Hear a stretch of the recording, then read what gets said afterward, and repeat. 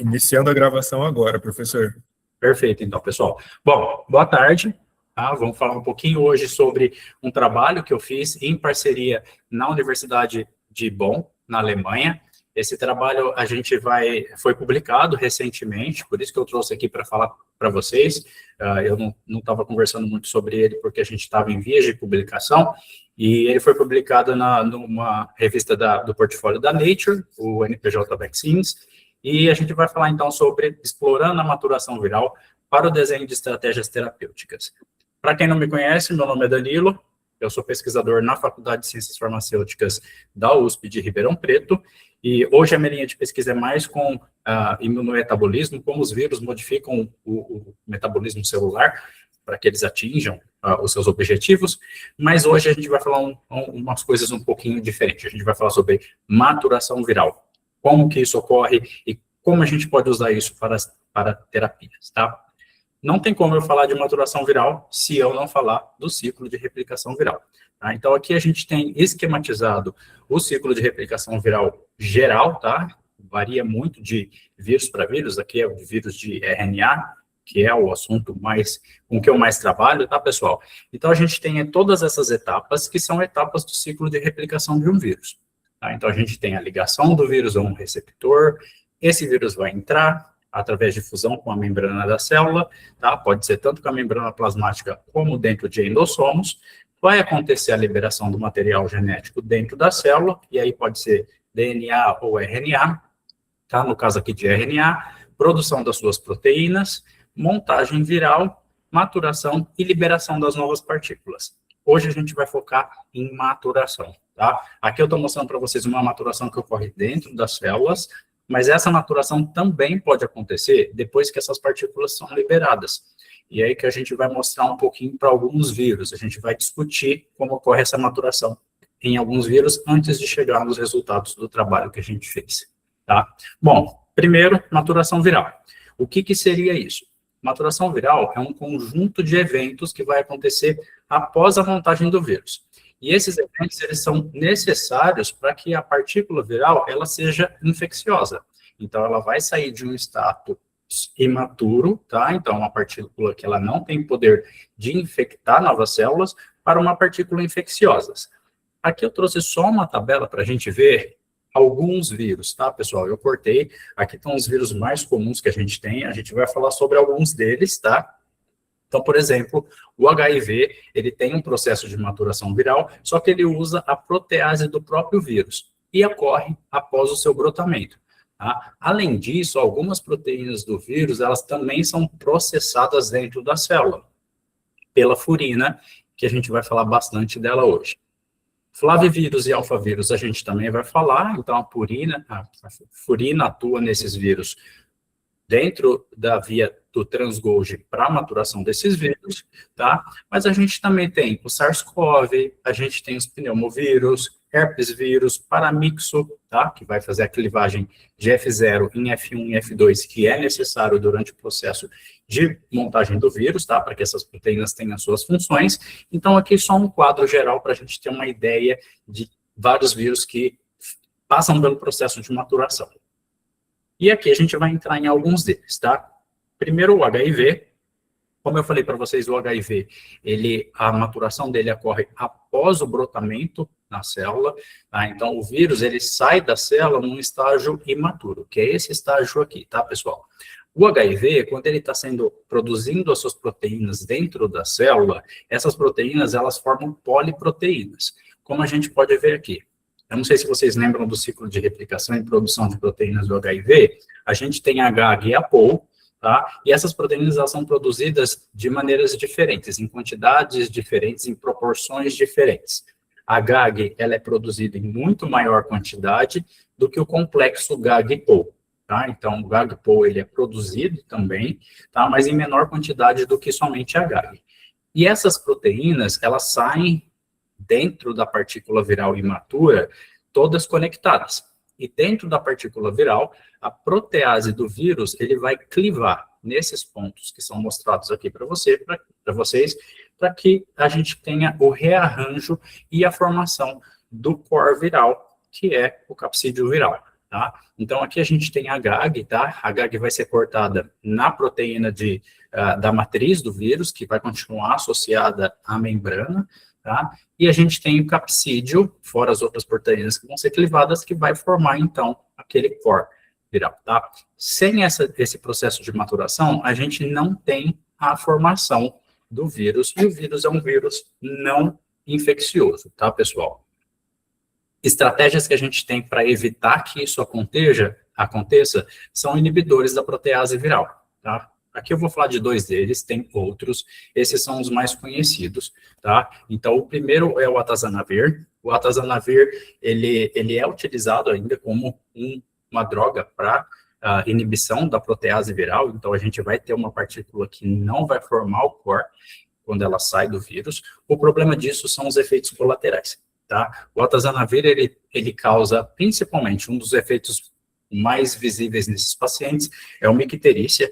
Então, esses pacientes apresentam essa icterícia forte, então, principalmente pelo aumento da bilirrubina nesses pacientes. Então, você vai ver esse olho amarelado que causa um desconforto nos pacientes, até para descontinuar e trocar a droga que está sendo utilizada, o antiviral que está sendo utilizado, tá? Além de alterações renais e outros efeitos colaterais que essa droga causa, tá? A gente também tem o darunavir. O darunavir também causa um pouco menos do que o atazanavir, mas ele também causa alguns efeitos colaterais, como reação alérgica, aumento das transaminases e aumento de colesterol total, LDL e triglicerídeos, tá, pessoal? Então, assim, a gente pode utilizar essas drogas para evitar a maturação do HIV, mas elas têm efeitos colaterais importantes a serem considerados.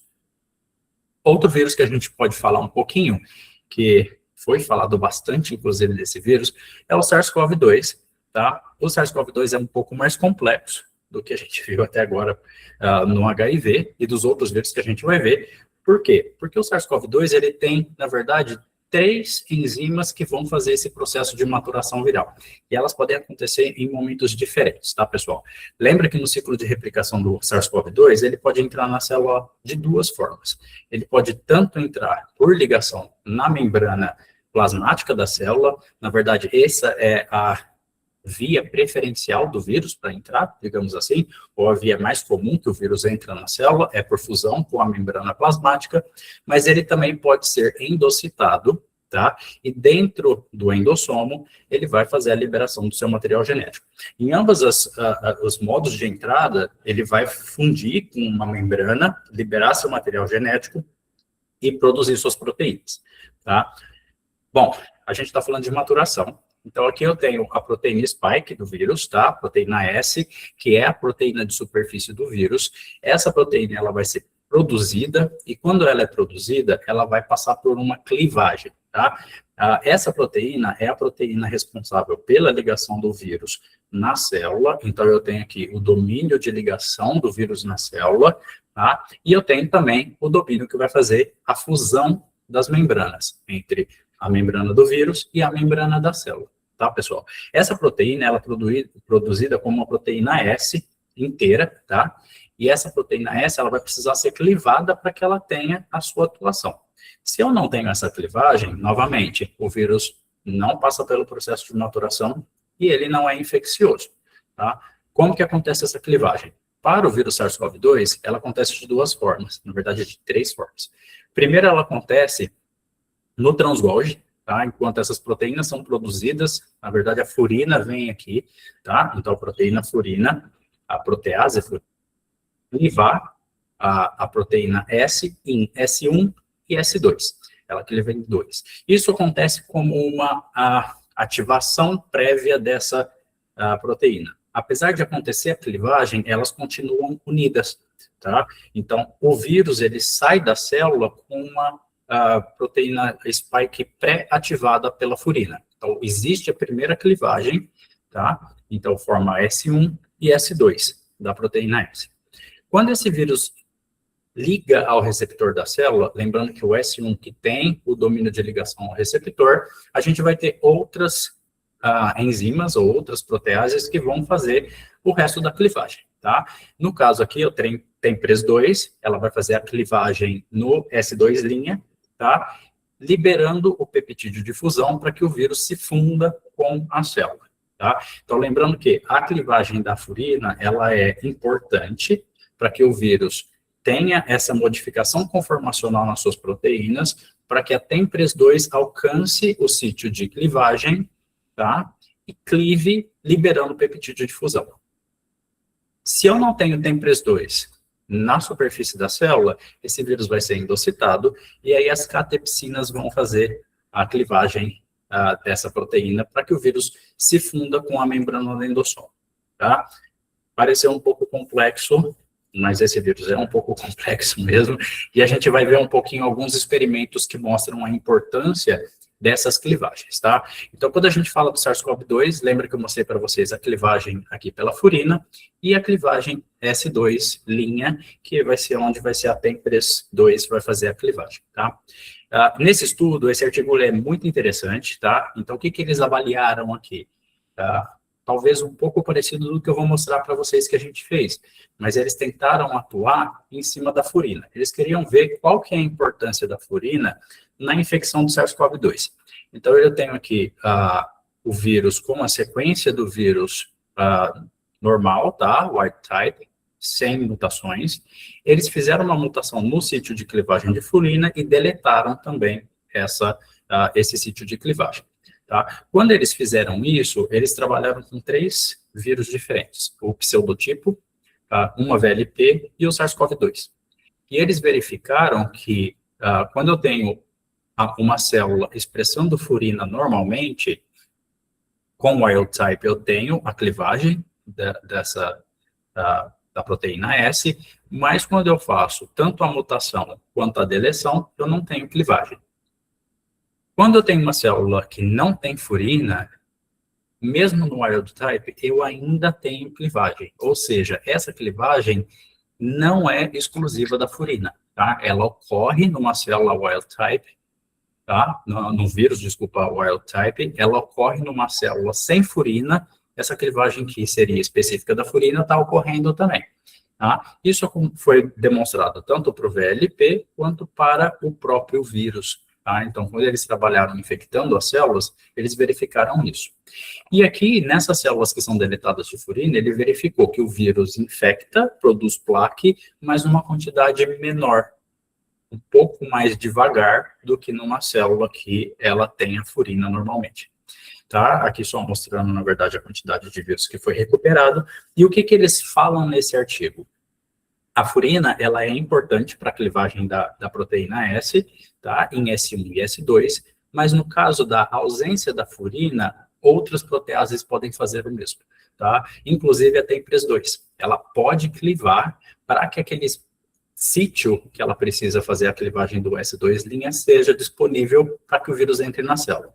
Só que esse processo é muito mais demorado, tá? E isso também pode acontecer dentro do endossomo pelas catepsinas, novamente por um processo mais lento, mais demorado, mas então a furina, ela é importante para promover a infecção, mas ela não é essencial, tá bom? Então esse artigo mostrou isso. E aqui a gente pensando em terapêutica, para SARS-CoV-2, a gente sempre tem algumas coisas que a gente pode fazer. Então, inibidores de furina já foram utilizados, e como eu mostrei para vocês, somente o inibidor de furina não vai resolver o problema. Então, hoje eles estão pensando em terapias combinadas de inibidor de TMPRESS2 e inibidor de furina para que essa fusão não ocorra, tá? Mas lembra que a gente ainda tem as catepsinas, que pode ser um problema no futuro, tá? E agora a gente vai falar um pouquinho de dengue e chikungunya, tá? O dengue, aqui a gente tem as partículas imaturas de dengue, ela tem esse formato que parece que ela tem mais espículas do que uma partícula madura, ela é muito mais lisa e mais uniforme do que as partículas imaturas, e no dengue a gente tem a proteína pré-M, tá? Que fica acoplada à proteína M, e a gente tem peptídeo PR. O peptídeo PR, ele vai ser liberado para que a proteína M de membrana e a proteína de envelope tenham a sua conformação normal, tá? Isso acontece no transgode e é exclusivamente feito pela furina. Essa clivagem, ela não é eficiente, ela não é 100% eficiente. Então, quando a gente tem liberação de partículas de dengue, a gente tem vários tipos de partículas sendo liberadas, desde partículas completamente maduras, tá, até completamente imaturas. E o que vai determinar se essa partícula é infecciosa ou não é a quantidade de peptídeo PR que essa partícula tem. Então, por exemplo, numa partícula que ela é completamente madura, ela é infecciosa, tá? Uma partícula que ela é mais madura do que imatura, tem poucos peptídeos PR, ela vai ser infecciosa, mas nas partículas imaturas, para dengue, tá, pessoal? Essas partículas, elas são não infecciosas. Depende, tá? O que foi demonstrado, e esse é um estudo da professora Jolanda, que vai estar com a gente daqui 2 semanas no Viroclube. A professora Jolanda, ela foi pioneira trabalhando com partículas imaturas, tá, de dengue, que a maior parte dos resultados que a gente sabe de partículas imaturas é com dengue, e ela verificou que essas partículas, elas podem entrar dentro da célula. E quando elas entram dentro da célula, essas partículas passam por um processo de maturação dentro de um endossomo, a partir da ligação dessa célula, desse vírus com a célula, da entrada desse vírus na célula. E como que esse vírus entraria? A partir de infecções prévias, tá? Por anticorpos que vão se ligar nesse vírus, e esses anticorpos vão se ligar, na verdade, em receptores específicos para FC, e vai fazer como se fosse aquele, como fala, o enhancement, a entrada do vírus dentro da célula, dependente de anticorpo. Tá? Então, os anticorpos se ligam, os anticorpos vão se ligar a receptores de FC e vão acabar sendo internalizados. Esses vírus vão entrar dentro da célula e dentro da célula eles podem ter a maturação. Tá? Então, eles mostraram, na verdade, que esses vírus podem entrar na célula, eles não são infecciosos, mas na presença de anticorpos contra tanto o peptídeo PR quanto o próprio vírus, eles podem sim entrar dentro da célula. E para chikungunya, que é o que a gente vai falar agora aqui, a gente tem o ciclo de replicação do chikungunya. O chikungunya também depende da furina. A furina vai clivar a E3, que funciona muito parecido com o peptídeo PR, tá? Liberando a E3, da E2 e E1, esse vírus vai passar por maturação e vai sair. A gente não sabia quase nada sobre isso antes, tá? Das partículas imaturas de chikungunya, a ideia que a gente tinha é que a E3, ela fica sobre a E2, tá? Não sobre a E1, ela se liga na E2, e ela forma como se fosse uma capa na E2, tá? Para chikungunya, E1 é responsável pela ligação no receptor, e E2 tem o peptídeo de fusão. É essa proteína que vai fazer a fusão de membranas e fazer com que o vírus entre dentro da célula. Tá, pessoal? Aqui tem uma diferença, tá? O que a gente sabia antes, eu não coloquei aqui a referência, mas a gente sabia que a clivagem da E3, ela é essencial para que o vírus seja infeccioso e que ocorra essa fusão. Tá? Essa era a única informação que a gente tinha, e vendo os estudos da professora Jolanda, a gente resolveu estudar essas partículas imaturas um pouco mais a fundo, tá? Bom, eu falei para vocês da furina, a gente vai entrar na furina, e o que é a furina? Na verdade, a furina, ela é uma serinoprotease, tá? E ela é da classe das proproteínas convertases, então ela vai clivar algumas proproteínas e vai ativar essas proproteínas. A furina, ela identifica essa sequência muito específica, tá? Que vai ser uma arginina, depois qualquer outro aminoácido, pode ser uma lignina, uma lisina, uma outra arginina, e aqui é onde ela faz a clivagem antes de uma serina, tá? Então, essa clivagem, ela é muito conservada, esse domínio de clivagem é muito conservada entre todas as proproteínas convertases, tá? A gente tem diversas proproteínas convertases e é um domínio muito conservado. Tá? Tão conservado, pessoal, e a função, a atuação da furina ela é tão importante que a gente acredita que em seres humanos, cerca de 150 proteínas elas são clivadas pela furina ou ativadas pela furina. Aqui eu coloquei uma tabela só com alguns exemplos. Então, por exemplo, ela pode fazer ativação de fatores de crescimento, tá? Isso vai fazer o crescimento celular, angiogênese, maturação de receptores, então a gente tem receptores que vão ser maturados também por essa proteína, processamento de enzimas e algumas citocinas que também vão ser ativadas por essa protease, tá? Aqui eu não vou citar muito isso, porque não é o escopo da aula, mas a furina, ela, além de clivar proteínas virais e celulares, tá, pessoal? Ela está muito relacionada também com a ativação de algumas toxinas bacterianas e principalmente com o desenvolvimento de tumores. Então, o pessoal estuda bastante a furina nesse contexto de desenvolvimento de tumores, justamente por causa da ativação dos fatores de crescimento. E a gente já sabe que a furina, ela é super expressa e ativada dentro desses, quando você tem nesses tumores, nessas células tumorais, tá? Aqui só mostrando para a parte viral, tá? Então, a proteína, essas proteínas, elas podem ser ativadas pela furina durante o processo de maturação do vírus, tá? Então, quando essas proteínas estão sendo formadas, aqui a gente tem o HIV, lembra que eu falei que para maturação completa do HIV, quem faz é uma protease viral, mas a gente tem a furina também, que ativa a proteína de envelope do HIV. Então, ela cliva para tornar essa proteína ativa. E o de dengue, como a gente falou, o corte do peptídeo PR, tá? Só que essa protease, ela também atua dentro do endossomo. E isso é uma coisa crucial e importante para a gente entender aqui, tá? Então, a furina, ela é dependente de pH, então ela vai atuar na acidificação das vesículas dentro do transgolgi. Tá? Então, quando eu tenho a acidificação dessas vesículas, eu vou ter a atuação da furina, que ela atua em mais ou menos um pH em torno de 6. Só que a gente também tem a acidificação do endossomo. E a furina, ela pode atuar dentro do endossomo após o vírus entrar dentro da célula. Lembra que eu falei para vocês que o vírus da dengue, ele pode entrar na célula, ele não consegue fazer a ligação. Mas se ele entrar dentro da célula, dentro de um endossomo, a furina vai ativar ele e ele vai ser infeccioso, tá, pessoal? E quando a gente fala, então, de terapias para isso, a gente pensa em inibidores dessa furina. E tem uma infinidade de inibidores dessa furina. Eles podem atuar de diversas formas. Eles podem formar ligações covalentes com a furina, tá? Então, se ligando dentro do sítio catalítico da enzima.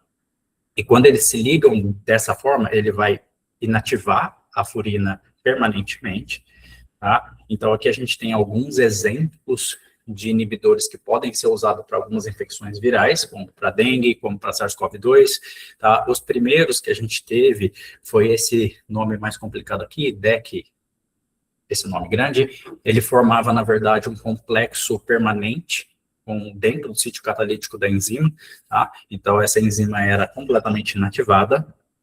E a gente tem os MIs, também, que são usados, que também formam essas ligações mais covalentes com a enzima, tá? Então, aqui só mostrando como que acontece, tá? Então, o composto entrando dentro do sítio catalítico da enzima, formando, então, essa ligação permanente covalente com a enzima. Só que isso deu muito errado, pessoal, porque lembra que eu falei para vocês que a furina, ela é responsável pela ativação de cerca de 150 proteínas dentro do nosso corpo. E não tem muito como direcionar esses compostos para uma célula específica. Então, o que acontece é que você acaba inibindo a furina de maneira global. E isso tem um problema muito grande. Só para vocês terem noção da problemática de como isso aconteceu, quando eles usaram esses inibidores de furina e foi administrado para camundongos de maneira intravenosa, esses camundongos morreram em cerca de 9 horas após receber esses compostos, tá? No caso aqui foi o MI 1148. Então, assim, não dá para a gente administrar isso. Talvez funcione muito bem em uma cultura de célula. E a gente tem alguns compostos, como os BOS, que não formam essas ligações covalentes, eles não atuam dentro do sítio catalítico, eles vão atuar no bolsão 4 da furina, tá? Então, é num outro sítio da enzima, mas eles mudam a conformação dessa enzima e ela para de ter a sua atuação. Bom, só para resumir os inibidores, eles funcionam in vitro, tá? Mas quando passa para in vivo, nenhum deles funcionou muito bem, devido à alta toxicidade desses compostos, tá? O que acontece? A gente não tem nenhum desses compostos que passaram para a fase clínica, tá, pessoal? Então, a gente não tem como utilizar esses inibidores de furina num ensaio clínico, pelo menos até agora, não tem nenhum que seja seguro para que a gente usar e que não dê muitos efeitos colaterais, tá? A ideia do nosso artigo, então esse é o artigo que foi publicado, é a gente criar um vírus que não dependa somente da inativação da furina, mas que ele seja deficiente para a maturação, ou seja, ele não vai fazer a maturação. E a gente vai mostrar como que a gente fez isso para chegar numa terapia que a gente fez, na verdade, a construção de uma vacina. Tá? Primeira coisa que a gente fez foi entender as partículas imaturas de chikungunya. Lembra que eu falei para vocês? Para dengue a gente sabia muito bem. Para chikungunya não tinha muita ideia de como essas partículas iriam atuar. Tá, pessoal? A gente fez isso utilizando uma linhagem de célula aderente chamada LOVO. Tá? Essa linhagem a gente comprou do ATCC. Eu descobri que eu perdi ela esse final de semana, mas tudo bem. E ela foi isolada de uma metástase de um paciente, tá? E essa de adenocarcinoma de cólon, ela naturalmente, na verdade, ela tem um stop codon durante a produção da sua proteína, tá? E, na verdade, ela forma uma furina truncada. Essa furina truncada, ela não tem atividade. Então, tudo que eu infecto essa célula, os vírus que dependem de maturação, eles saem imaturos dessa célula. Então, a gente foi fazer um ensaio, onde a gente comparou os vírus produzidos na célula LOVO e na célula vero, tá? Então, eu infectei com MOID1, com o vírus chikungunya, e depois eu fui fazer PCR, ensaios de placa, para verificar como que esses vírus estavam. 24 horas após a infecção, o resultado que eu tive foi esse. Tá? Então, eu tive uma menor produção nas células LOVO do que nas células vero, tá? Então, eu estava produzindo vírus, mas em uma quantidade muito pequena. E a dúvida era, por que isso estava acontecendo? Tá?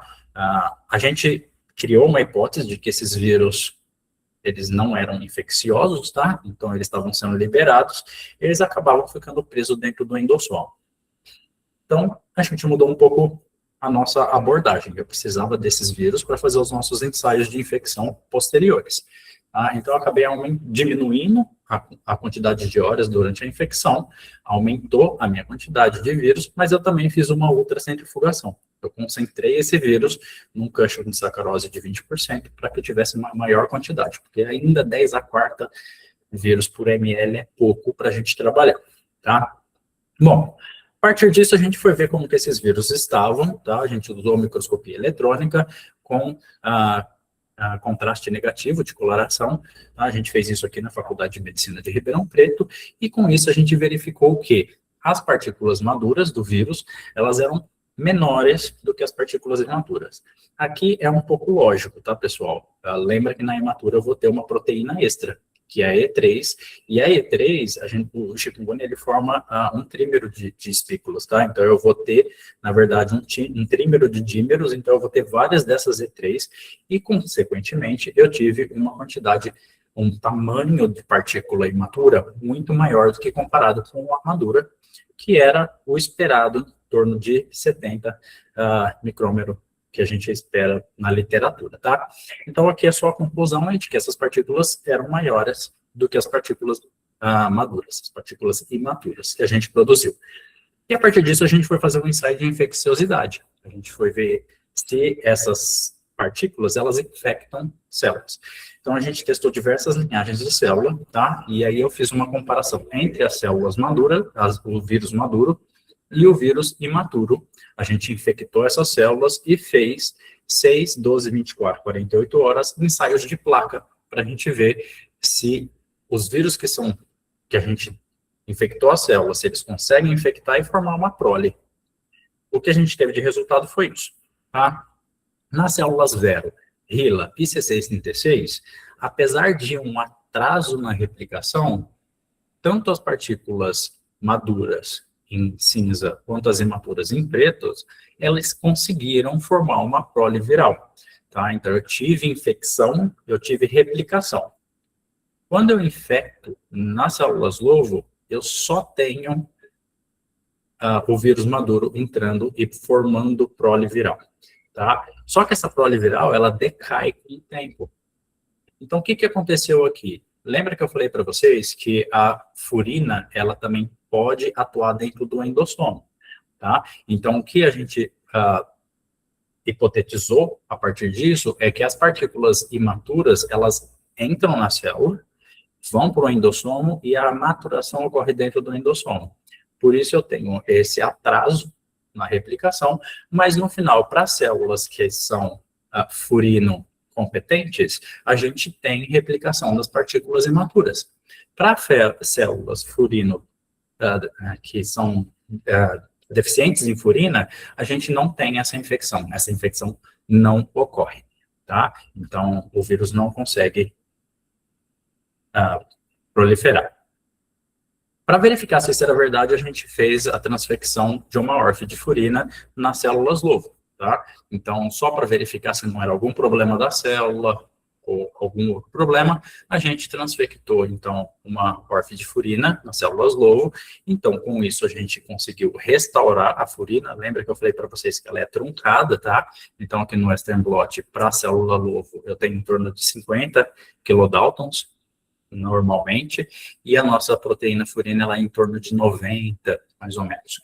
Então, depois de 7 horas de transfecção, eu já tinha restaurado a furina com a ORF, tá? E aí a gente foi fazer a infecção. E o que a gente verificou? Aonde a gente fez a transfecção, ou seja, eu dei a furina para a célula LOVO, eu tenho produção de vírus. Aonde eu não tenho, não fiz, eu não tenho. Aqui foi feito por PCR em tempo real, tá, pessoal? Então tem um resquíciozinho aqui, provavelmente de partículas que foram colocadas, que aderiram na célula, mas não conseguiram replicar, tá? Então a nossa conclusão é que a furina ela é essencial para que a gente tenha a replicação dessas partículas imaturas. Aí o vírus ele é capaz de entrar na célula e sofrer o processo de maturação se eu tenho uma furina ativa, se a furina está atuando dentro dessa célula. Então, uma coisa que a gente descobriu é que eu não conseguiria, diferente de dengue, que as partículas imaturas são não infecciosas, as de chikungunya, elas são furinodependentes, tá? Elas entram na célula. Lembra que para dengue, a gente tem o PR recobrindo a proteína E, tá? E chikungunya, a gente tem o E3 recobrindo a E2, que simplesmente vai fazer a fusão.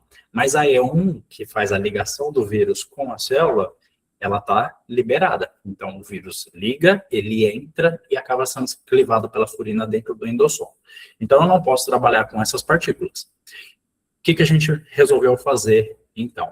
A gente foi criar um clone infeccioso de chikungunya, e foi a parte que eu fui fazer na Alemanha, tá? Então, aqui está todas as etapas de clonagem que a gente fez, e após ter o clone infeccioso, a gente fez a transcrição do RNA in vitro, infectou, transfectou numa célula, produziu as partículas virais e a gente verificou que essas partículas virais, elas se comportam exatamente igual uma partícula que não foi recombinante, tá? Uma partícula viral isolada. Outra coisa que a gente fez foi inserir um sinal de M-Cherry em 2 pontos diferentes aqui. Aqui a gente só queria ver, na verdade, facilitar o processo de infecção, verificar a infecção. Então, a gente colocou na NSP3, que é uma proteína não estrutural, e com isso a gente conseguia ver se o vírus estava replicando dentro da célula. Então, foi mais para um controle, a gente verificou que as duas funcionaram, na verdade a gente partiu para 490, então eu utilizei a 490 para fazer o nosso próximo clone, tá? Que é um clone infeccioso que não vai ter mais a sequência de furina. Então, o que a gente fez aqui? Eu peguei a minha sequência do vírus, tá? Então, todo o genoma do vírus, eu deletei o sítio de clivagem da furina e eu adicionei um outro sítio de clivagem, ciclo de clivagem do vírus do mosaico do tabaco, tá? A protease TEV, ela é uma protease que ela é muito utilizada em biotecnologia, pessoal. Ela é uma das mais utilizadas, inclusive, e ela é uma protease do vírus que é necessária para que o vírus clive as suas poliproteínas, as suas proteínas, tá? Então, ela é exclusiva do vírus. E ela tem toda essa sequência aqui. Então, ela faz o corte dela bem aqui depois do do que, então ela vai fazer a sua clivagem ali e a gente vai ter as proteínas sendo clivadas do vírus, tá? Esse vírus, ele infecta plantas, então a gente não tem essa protease, que é exclusiva do vírus, acontecendo em mamíferos, invertebrados. Na verdade, ela é do vírus que infecta a planta. Então, é uma protease segura para a gente utilizar. Então, a gente criou o nosso clone infeccioso e, a partir disso, o que a gente foi verificar? Se a gente tinha produção viral. Tá? Então, aqui a gente só está mostrando em PFU. Então, eu infectei as células, depois eu coletei o sobrenadante e eu fui verificar, então, se esse sobrenadante conseguia infectar outras células. E por PFU, eu não conseguia ver nada, tá? Então, o meu chikungunya TEV, que é o que eu vou chamar daqui para frente, que é o que fez a mudança aqui, ele não forma placa. E a gente pegou, então, ó, o vírus que a gente estava infectando para verificar se eu realmente tinha vírus aqui. Aqui é só um Western blot do capsídeo para verificar isso, tá? Então, eu verifiquei que ele não forma. E aí a gente veio uma questão. Poxa, o sítio de clivagem da furina são 4 aminoácidos. Quando a gente olha o sítio do TEV, eles são 7 aminoácidos. Será que esse aumento no tamanho do vírus, eu adicionei 3 aminoácidos na sequência, eu adicionei mais bases na sequência, será que isso não está interferindo? Então a gente fez uma mutação sítio dirigida, tá? Então aqui a gente fez uma mutação sítio dirigida, troquei o marginina, e aí a gente verificou que mesmo com a mutação sendo dirigida, eu tive o mesmo resultado. Então, na verdade, não é o tamanho, mas sim a ausência do sítio de clivagem da furina que estava gerando aquele vírus que era não infeccioso nas células, tá? E aí a primeira coisa que a gente foi fazer foi produzir a nossa própria TEV. Então, a gente transformou uma bactéria com plasmídio, então a gente produziu a TEV, a gente purificou essa TEV, fez ensaios enzimáticos para avaliar a atividade da enzima, tá? E a gente teve uma TEV no laboratório. A partir disso veio todo o desenho experimental, tá, pessoal? Então aqui eu tenho um vírus, tá? Esse vírus, ele não tem mais a sequência de furina, ele tem a sequência de TEV, e eu tenho a minha protease TEV do laboratório. Eu consigo fazer uma clivagem in vitro desse vírus, e transformar esse vírus num vírus infeccioso, tá? Eu purifico esse vírus, retiro a protease, faço tudo por cushion de sucrose, eu tenho um vírus infeccioso aqui. E aí, a partir disso, a gente teve a nossa teoria. Pegar esse vírus e infectar uma célula. Teoricamente, eu não tenho mais, esse vírus ele é infeccioso, tá? Eu clivei in vitro, então eu removi, na verdade, a E3, clivei ele, e ele é infeccioso. Eu infecto a célula. Só que, a partir do momento que eu infecto a célula, eu não tenho mais o sítio de clivagem da furina. Então, tudo que vai ser produzido, pessoal, são vírus imaturos, tá? E aí a gente coletou o sobrenadante do primeiro ciclo de infecção, infectou novamente a célula, e esse é o nosso segundo ciclo de infecção, tá? A partir de agora eu vou chamar assim, só para vocês entenderem na figura, A, B, C e D, células não infectadas, células não tratadas com TEV in vitro, células tratadas com a TEV e o controle positivo de vírus, tá? O que a gente tem aqui, eu tenho em Alexa 488, eu tenho a NSP2, que é outra proteína não estrutural do vírus, a minha NSP3, que é marcada com mCherry, lembra que é para facilitar, tá? Então aqui eu tenho o meu mock não infectado, eu não tenho produção viral, tá? O vírus não infectou. Nos vírus que não foram tratados previamente com TEV, não foram tratados in vitro, também não tem infecção. Nenhuma proteína não estrutural foi produzida. Já os vírus que foram ativados pela TEV, ele sim teve infecção, produziu as proteínas, igual o vírus o vírus wild type, tá? Então, eu tive infecção. Coletamos o sobrenadante dessas primeiras infecções e vamos fazer a segunda infecção. E, como esperado, o controle negativo, nada. Os vírus que já não tinha nada, continuou sem nada, mas o vírus que fez a infecção, eu não tive uma segunda infecção. Tá, pessoal? Lembra que tudo que foi produzido é imaturo e ia atuar mais ou menos como esse vírus aqui, que não foi tratado com TEV. Então, eles são incapazes de infectar outras células. Tá? Já o controle positivo está aqui todo infectado, está aqui só uma PCR em tempo real mostrando a mesma coisa. Maravilha! A gente, então, tem um sistema onde a gente vai infectar a célula, vai ter um ciclo de replicação e, a partir disso, a gente não tem mais tudo que é produzido é partícula imatura e não infecciosa e que nunca vai infectar, tá? A partir disso, a gente pensou em criar a nossa vacina de chikungunya, tá? Hoje, o que a gente tem de prevenção de chikungunya, a gente não tem antivirais para chikungunya, tá? O que a gente faz é controle de vetores e as vacinas. Aqui, eu vou passar bem rápido nisso, para não atrasar muito no horário, que já está passando. O que a gente tem, na verdade, hoje são as vacinas de primeira geração, segunda e terceira geração. Eu vou focar nas de primeira geração, tá, pessoal? Que são as atenuadas, de vírus vivo atenuado, e as inativadas, tá? Para a vacina de chikungunya, a gente tem duas, a Vimkunya, que é uma partícula, é uma de virus-like particles, tá? Que ela já foi aprovada pela FDA, mas ela ainda precisa de alguns estudos, ela não está disponível para comercialização ainda. E a gente tem a IXCHIQ, que é da Valneva, que é a mesma vacina que está sendo aplicada aqui no Brasil, que vai ser produzida pelo Butantan. Essa vacina foi aprovada em 2024, pelo FDA, pela Anvisa em 2025, em adultos de 18 a 65. Ela forma uma resposta muito boa de anticorpos, tá? Mas ela é de vírus vivo atenuado. Então, ela não é muito segura para você aplicar ela em imunocomprometidos, idosos, algumas pessoas com algumas comorbidades também. Tanto que essa vacina foi suspendida em 2025, tá? Pelo FDA, devido a alguns efeitos colaterais graves em população idosa, inclusive algumas mortes foram documentadas por essa vacina. Então, essa suspensão não está ocorrendo mais, tá, pessoal? Essa vacina já está liberada, só que foi revisto em quais condições essa vacina pode ser aplicada, porque é um vírus atenuado e que vai causar alguns efeitos vai ter uma replicação, tá? O que a gente pretendeu fazer com o nosso vírus construído agora? Criar uma vacina que ela vai funcionar como uma vacina híbrida, tá? Então, ela vai gerar um ciclo de replicação e, a partir disso, somente inativadas. E, para isso, a gente avaliou os camundongos Efinar, são camundongos que eles são muito utilizados para fazer esse tipo de infecção, lembrando que a gente não tem um modelo muito bem estabelecido que desenvolva uma doença para chikungunya, tá, pessoal?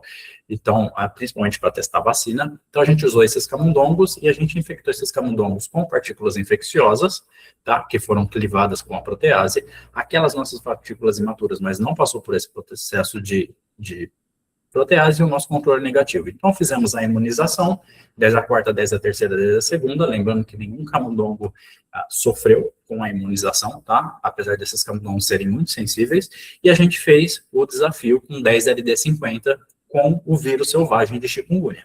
E o que a gente avaliou foi o seguinte: sem o tratamento prévio com a TEV, então eu estou nesse grupo aqui, eu tive morte total do camundongo que não foi imunizado, 10 a segunda partículas do vírus imaturo, também morte total a partir do terceiro dia. Já 10 a terceira partículas, eu tive em torno de 30% de camundongos que sobreviveram, e 10 a quarta partícula em torno de 60%, 66% dos camundongos sobreviveram. Já com a nossa vacina, que foi ativada com a TEV, o que eu tenho? 10 a quarta e 10 a terceira, 100% de sobrevivência. 10 a segunda, que é uma dose baixa, eu tive em torno de 66% de sobrevivência. E o meu controle morreu. Ou seja, a minha vacina, o meu vírus que é pré-ativado com a TEV, ele gera nesses camundongos uma proteção de 100%, mesmo em doses muito baixas de imunização, tá? E aí a gente também foi avaliar a produção de anticorpos nesses camundongos, na verdade não naqueles camundongos, a gente agora usamos uns camundongos imunocompetentes, tá? E a gente usou a menor dose que a gente encontrou no desafio, que foi 10 a terceira, que produziu 100%. Mesma coisa, os dois vírus, pré-ativado pela TEV e sem ativação da TEV, fiz a imunização, 21 dias depois a gente coletou o sangue desses camundongos, a gente fez um teste de neutralização, tá? Um PRNT50, e a gente verificou a viremia também. O que eu tenho aqui? Que para o vírus que foi tratado anteriormente, eu tenho um PRNT50 em torno de 9 vezes maior do que para o vírus que não foi tratado. Tá? E isso a gente também verificou com a viremia. Quando eu uso o pré-tratamento dessas partículas de TEV, eu não tive viremia após fazer esses camundongos, eles foram infectados, tá? E a gente verificou a viremia, que é a quantidade de vírus no sangue circulante, tá? Então, eu não tive viremia. Já os não tratados, eu tive uma viremia baixa comparada com o controle, mas eu tive, tá? E a gente tentou aqui, só passando bem rapidinho, ver uma ligação cruzada, uma reatividade cruzada desses anticorpos com o MAIAVA. Eu tenho uma reatividade cruzada, mas nas diluições mais concentradas desse soro, tá? E o último experimento, pessoal, para a gente fechar, a gente foi verificar, então, o inchaço de pata. Tá? Edema na pata desses camundongos, então são camundongos novamente imunocompetentes. A gente fez a imunização, protocolo de imunização semelhante. 21 dias depois, a gente injetou o vírus na pata esquerda desse camundongo e a gente foi avaliar, então, inchaço de pata, edema nesses camundongos. E o que a gente tem aqui? Em vermelho, a gente tem os camundongos que não foram imunizados, então, em cerca do 5º dia, ele já começou a ter um edema, e a gente vê esse inchaço da pata nessa primeira imagem. Esse número 1 é o camundongo não infectado, tá?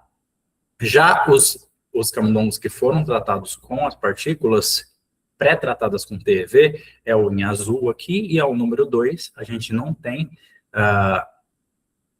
nada, na verdade, ele não aumentou o tamanho da pata, a não ser um aumento normal que a gente tem, porque esses camundongos foram acompanhados durante 10 dias, tá? E a gente tem os não tratados, a gente teve um leve aumento, é significante no dia 6, 7 e 8, tá, pessoal? Mas a gente não tem um aumento um inchaço tão significativo como nos camundongos não tratados, tá? Para resumir tudo isso, pessoal, eu pedi a ajuda da IA para a gente resumir rapidinho isso daqui que a gente fez. Então, o que a gente criou? A gente criou, por engenharia genética, um vírus, tá? Que ele é deficiente, ele não tem o sítio de clivagem da furina, e que a gente pode usar esses vírus para uma terapêutica, para uma vacina, por exemplo, para a chikungunya, tá? Então, isso mostrou para a gente que esse vírus, ele é seguro, ele entra dentro da célula, ele vai gerar replicação, tá? Eu não falei muito disso, mas quando ele entra dentro da célula, ele produz todas as suas proteínas. Isso é muito importante para uma proteção completa, pessoal. Lembra que se eu não tenho, por exemplo, nas vacinas de partículas semelhantes a vírus, eu vou ter só uma carapaça, eu vou formar anticorpos. Aqui eu vou ter uma resposta celular também importante. Tá? Então, eu tenho tanto a resposta de anticorpos como uma resposta celular. Mas tudo que é produzido, lembra que é uma prole inativa. Tá? Nos nossos ensaios, a gente teve 100% de proteção e sobrevivência desses camundongos com uma resposta imune muito boa. Tá? E isso a gente pode utilizar para como um candidato vacinal. Alguns estudos a gente vai continuar fazendo, tá? Com essa vacina que a gente criou, e a gente vai tentar estender isso para outros vírus que utilizam o mesmo processo, como o vírus Zika, talvez o vírus da febre amarela, mas o vírus Zika é o próximo que a gente vai fazer, justamente para criar uma vacina segura para que gestantes possam utilizar essa vacina no futuro. Tá, pessoal? Desculpa, porque eu passei um pouquinho do horário, e eu agradeço a atenção de vocês, e estou aberto a perguntas, se alguém tiver alguma pergunta. Eu vou liberar aqui agora o microfone para vocês, pessoal, e aí quem quiser fazer pergunta, eu não sei se tem pergunta no chat ainda, mas pode, a gente pode fazer, pode levantar a mão e a gente ter perguntas. Professor, o Marlon aqui. Eu quero fazer uma pergunta muito capciosa. Eu não levantei a mão, eu não consegui encontrar aqui no meu monitor, peço desculpas. Mas eu fiquei... Não tem como a gente não pensar, quando você fala de maturação viral, né, na via endossomal, e a gente volta àquele caso canônico do uso da cloroquina, no caso, na maturação, né, do acidificação endossomal, nos casos da infecção pelo SARS-CoV, que ele tem as suas proteínas de ligação com a membrana celular, e aí o pessoal teve esse uso da cloroquina, porque ele atua, né, inibindo a acidificação, não é necessariamente a via da furina, mas tem proteínas envolvidas ali que dependem, né, de um pH específico para ter a sua conformação funcional e aí permitir que o vírus infecte de fato a célula, né, saia do endossomo e ganhe o citoplasma. Como é que fica essa situação? Porque durante a pandemia teve todo um hype, né, a palavra foi essa, no uso da cloroquina, teve outras questões envolvidas, mas do ponto de vista científico mesmo, o quão eficiente seria esse mecanismo, como é que funciona isso? Você pode esclarecer um pouco para a gente, por favor? Claro, claro. A cloroquina, pessoal, ela é uma droga que ela vai atuar na acidificação das vesículas, tá? Tanto no endossomo quanto no transgolgi. Então, ela vai prevenir que ocorra a acidificação nessas vesículas. O vírus, ele depende da acidificação para fazer sua fusão, tá? Mudança conformacional. Então, a ideia da cloroquina de impedir com que isso ocorra vem de prevenir essa acidificação dentro dessas vesículas, tá? Impedindo a acidificação, você atua contra a furina. Lembra que a furina também depende da acidificação. Só que a cloroquina, ela funciona muito bem, nesse caso de acidificação, ela funciona muito bem em vidro também, pessoal. Quando você parte para modelos animais, a gente não consegue reproduzir isso em modelos animais. Então, in vitro, ela funciona de uma forma, e a gente já testou a cloroquina aqui, e a ideia do projeto ela não era muito usar um antiviral, justamente porque a cloroquina também tem seus efeitos colaterais, tá? A gente queria criar algo que fosse 100% seguro para que a gente utilizasse. Então, eu não estou trabalhando mais no sistema do ser humano. Eu estou trabalhando no vírus. Então, eu estou atingindo o vírus para que eu consiga ter o resultado esperado, tá? Justamente com isso, a gente não tem nenhum efeito colateral. Nos meus ensaios, eu não usei nenhum adjuvante nas minhas vacinas, tá? Então, foi simplesmente como se fosse uma infecção viral. Respondi a sua pergunta, Marlon? Respondeu sim, professor, muito obrigado. É uma curiosidade que eu tinha, né, particularmente em relação a isso, porque sempre cai nessa situação de que às vezes o que funciona in vitro não vai funcionar em vivo, e a gente tem já esse limitante de ter que atingir somente as proteínas que são do vírus, né, não comprometendo as nossas proteínas, então me ajudou a pensar bastante. Muito obrigado. Nada. Cleuton, pode fazer. Oi, Danilo. Bom, boa tarde. Parabéns aí pela sua apresentação. Foi muito claro para mim, que não sou da área. Trabalho sensacional aí, especialmente porque você consegue unir essas abordagens investigando alterações estruturais da maturação viral e aplicando isso depois para um desenho aí de uma vacina, né? Muito bacana. Eu fiquei, na verdade, com duas curiosidades mesmo. Existe algum risco de você interferir nessa maturação viral e você chegar a produzir alguns intermediários, né, parcialmente maduros desses vírus, e isso poder, de certa forma, gerar algumas propriedades imunológicas inesperadas? E aí, juntamente com isso, né, uma coisa que me chamou bastante atenção, que você observa uma partícula madura que está em torno de 75 nanômetros, e a imatura que tem um tamanho um pouco excessivo, né, 120. Você atribui isso somente a ter uma outra, a E3, por exemplo, que está ali na forma trimérica, ou poderia também estar acontecendo alguma reorganização da estrutura viral? Tá, vou começar da segunda para a primeira, tá?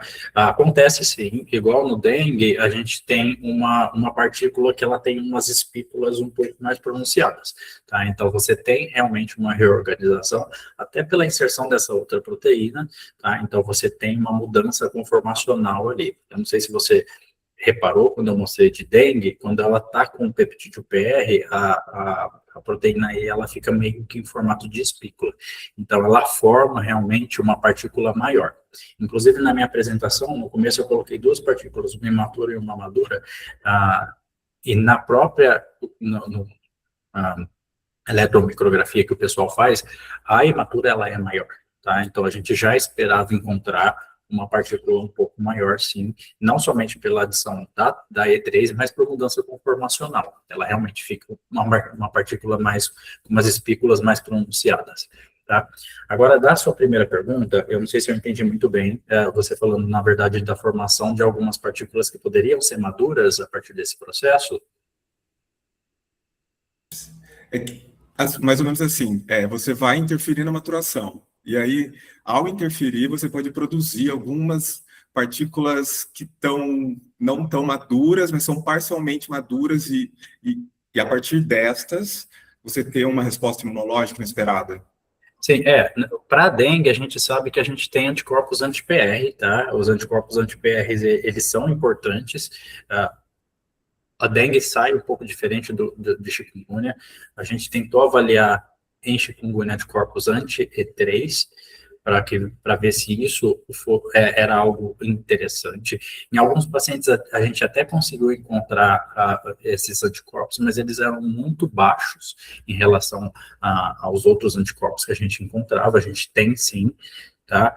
Mas diferente de dengue, o chikungunya não precisa desses anticorpos para entrar na célula. Para a dengue, essa resposta imunológica para vírus imaturo, ela é muito importante. Lembrando que o vírus pode sair de diversas formas, tá? No nosso caso, a gente vai ter só vírus imaturo sendo produzido. Então, isso não vai mudar muito, na verdade, a resposta imunológica geral que a gente vai ter. Porque a gente vai ter uma resposta contra aquele vírus, e o E3, ele recobre somente a E2, tá? Então, acho que ela vai ter uma resposta um pouquinho diferente de dengue, mas, no caso, ela vai ser uma resposta uma resposta normal de uma infecção, tá? Então, a produção de anticorpos, em relação à produção de anticorpos, ela vai ser normal. Tá certo, obrigado. André, pode fazer a pergunta. Alô, oi, boa tarde, professor, tudo bem? Tudo bem. Primeiramente, parabéns pela palestra. Acho que é a minha 4ª vez aqui no grupo de vocês. Parabéns pelo grupo também, tenho acompanhado vocês aí pelas redes sociais. Eu sou doutorando na Universidade Estadual de Londrina, estou aqui na Escócia fazendo uma parte do meu doutorado, mas já estou finalizando o doutorado e estou pensando na parte do projeto de pós-doc. Então, a minha pergunta, são 2 perguntas pequenas, entre aspas, mas mais voltada para a parte metodológica. Eu trabalho com antiviral, e agora a minha ideia do projeto, do pós-doc, é expandir um pouco essa questão de análise, justamente para entrar numa parte mais mutacional ali, né, do vírus, e a gente vai trabalhar com arbovirose, né, teoricamente, se tudo der certo. Quando eu trabalhei com dengue, eu usei a célula Vero E6. O senhor citou a célula Vero para chikungunya, mas no caso seria aquela Vero padrão, a CCL81, ou chegou a ser a Vero E6 no caso? E quando o senhor citou ali a parte da metodologia da geração de clones, né, que entra nessa parte da genética reversa, a estabilização desse protocolo dentro do laboratório, ela é uma padronização mais, não tranquila, mas uma padronização com um período ok de padronização, ou ela demanda um pouco mais de tempo? Porque eu vi algumas coisas de genética reversa são alguns protocolos que demoram um pouco mais até você realmente fazer ele funcionar ali certinho. Seria mais ou menos isso mesmo. Tá, a gente utilizou Vero normal, tá? Não foi a Vero E6. A Vero, ela já tem um probleminha de resposta imunológica, tá? Então, por isso que a gente utiliza bastante ela em virologia. Eu usei outras células também, mas a gente trabalha principalmente com a Vero, que ela dá uma resposta muito boa. Quanto ao tempo de protocolo de padronização desse vírus recombinante que a gente fez, essa parte eu fiz na Alemanha, tá? Então foi tranquilo, eu fiz durante 6 meses na Alemanha, lá o chikungunya é BSL-3, mas mesmo assim a gente conseguiu trabalhar muito bem com esse vírus dentro do tempo que a gente precisava, tá? Tanto para a mutação sítio dirigida que a gente fez, quanto também para a inserção de um novo fragmento, que foi o fragmento da TV. Lógico que teve os períodos de padronização, tanto que a mutação sítio dirigida foi decorrente de uma dúvida se realmente aquilo que a gente estava vendo é o que a gente esperava, tá? Não era problemas durante a construção do vírus novo. Então, a gente fez diversos ensaios para isso, mas é tranquilo, não foi muito... Lógico que é um pouco mais demorado do que se a gente trabalhar com um vírus normal, mas foi bem tranquilo em questão de tempo para a gente fazer isso. Ok, então, obrigado. Beleza, pessoal, alguma pergunta extra? Deixa eu só olhar aqui no chat, a gente já passou um pouquinho do horário. Então, pessoal, agradeço demais. Tem uma pergunta? Alguém abriu o microfone, eu não consegui ver. Bom, agradeço, então, pessoal, a presença de vocês aqui, tá? Lembrando que semana que vem a gente não tem Viroclube, infelizmente, mas não vai ter. E aí depois a gente volta com a professora Jolanda, e aí vocês vão ver bastante também coisa de partículas imaturas, mas agora só de dengue, com ela, tá? E muito obrigado pela presença de todos e até o próximo encontro.